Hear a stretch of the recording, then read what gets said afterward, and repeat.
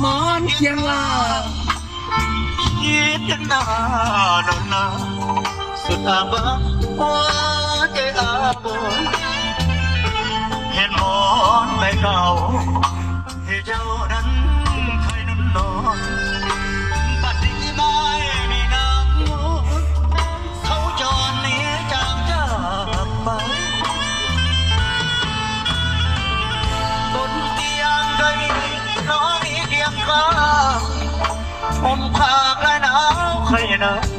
คิดถึงเรือนร่างแทบขาดใจ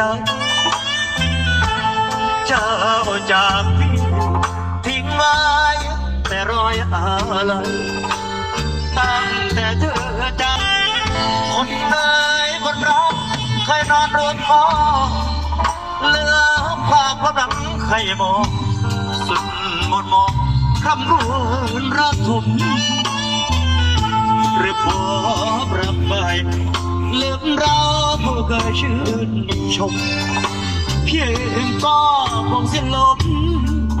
ตรอมตรมต้องขาดใจตายจงคืนกลับมาสู่รองรักเราพี่นางต้องการเพียงเจ้าห้องนอนหมดเก่าที่เคยเกิดให้มันเหมือนเดิมเป็นสุดที่รักของฉันราบชั่วฟ้าได้มาลอยหาดดังเคียงเคยพี่คงสิ้นลม